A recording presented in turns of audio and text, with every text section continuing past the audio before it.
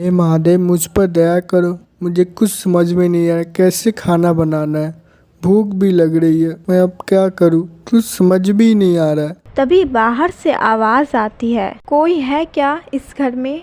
हीरापुर नगर में सोनू रहता था। सोनू बहुत ही आलसी और कामचोर था। वह कभी भी कोई काम नहीं करता। अरे नालायक, उठ जा, सूरज सर पर आ गया है और तुम अभी तक सोए हुए हो। वो माँ, क्यों उठा रही हो? अपने पिताजी को देखो, वह सुबह ही मंदिर चले जाते हैं और तुम्हें भी जाना चाहिए। ठीक है माँ, मैं भी जाया करूँगा मंदिर, पर मैं कल से जाऊँगा। अगली सुबह सोनू के घर पर एक रिश्तेदार आते हैं। अब तुम्हारा बेटा कैसा है? अभी भी आलसी का आलसी है कि कुछ बदला भी है? क्या बोलूं, मेरा बेटा तो अभी भी वैसा का वैसा ही है, आलसी, कोई काम नहीं करता। मैं क्या करूं, मुझे कुछ समझ में नहीं आ रहा है। मेरे पास एक उपाय है, क्यों ना तुम 10 दिनों के लिए कहीं चले जाओ।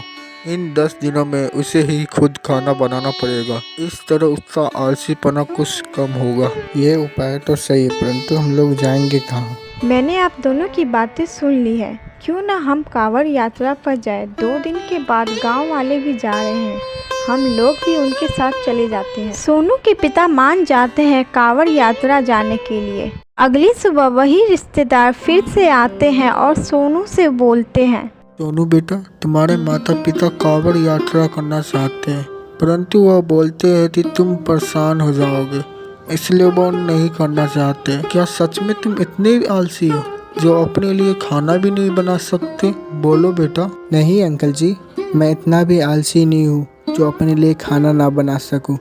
आप बोल दीजिए मेरे पिता से कि आप जाइए कांवड़ यात्रा करने के लिए, मैं खाना बना लूँगा। सोनू के माता पिता कांवड़ यात्रा करने चले गए और यहाँ पर सोनू बहुत ही परेशान हो चुका था। क्या करे, उसे कुछ समझ में नहीं आ रहा था। उसके बाद वह शिव जी की मूर्ति के सामने बोलता है, हे महादेव, मुझ पर दया करो। मुझे कुछ समझ में नहीं आ रहा कैसे खाना बनाना है। भूख भी लग रही है, मैं अब क्या करूं? कुछ समझ भी नहीं आ रहा है। तभी बाहर से आवाज आती है, कोई है क्या इस घर में? कौन हो माँ जी आप? इससे पहले तो यहाँ नहीं देखा आपको। क्या हुआ, क्यों बुलाया मुझे? मैं तुम्हारे घर के बगल में ही रहती हूँ। मेरा घर का छत टूट गया है। बारिश के कारण कुछ दिन तक मैं तुम्हारे घर में रह सकती हूँ। सोनू अपने मन में सोचा, मुझे तो खाना बनाने आता ही नहीं है, परंतु माँ जी तो खाना बनाने तो आता ही होगा। क्या सोच रहे हो बेटा? अगर तुम नहीं चाहते कि मैं यहाँ रहूँ तो ठीक है, मैं चली जाती हूँ। क्या आप तो खाना बनाने आता है माँ जी? मुझे तो खाना बनाने भी आता है, परंतु मैं इतना भी अच्छा खाना नहीं बना सकती हूँ। कोई बात नहीं माँ जी, आपको तो खाना बनाने भी आता है, मुझे तो वो भी नहीं आता।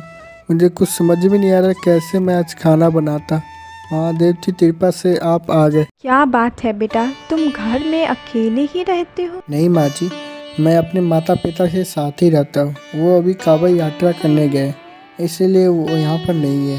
बेटा, सारे गांव वाले बोलते हैं तुम बहुत आलसी हो। क्या ये बात सच है? नहीं नहीं, मैं आलसी नहीं हूँ माँ जी, ऐसी गांव वाले बोलते रहते हैं। मैंने तुम्हारे पिता को खेत में सोना छुपाते हुए देखा है। क्या आप सच बोल रही हो माँ जी? मेरे पिता ने सच में वहाँ पर सोना छुपाया है? तुम बहुत ही आलसी हो ना, इसलिए तुम्हारे पिता ने खजाने के बारे में नहीं बताया। सोनू जल्दी से खेत खोदने चला जाता है। उसके बाद सोनू शाम को घर आता है। माँ जी, मैंने तो इतना खुदाई किया, फिर भी सोना नहीं मिला। आप झूठ बोल रही हो।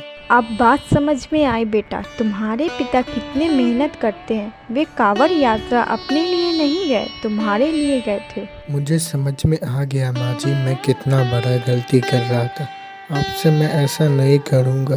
परंतु आप तो ये सब कैसे पता माँ जी? माँ जी के शरीर से तेज रोशनी आती है, शिव जी प्रकट होते हैं। तुम्हारे पिता का सेवा देखकर मैं बहुत प्रसन्न हुआ। उसका फल तो तुम्हें मिलना ही चाहिए।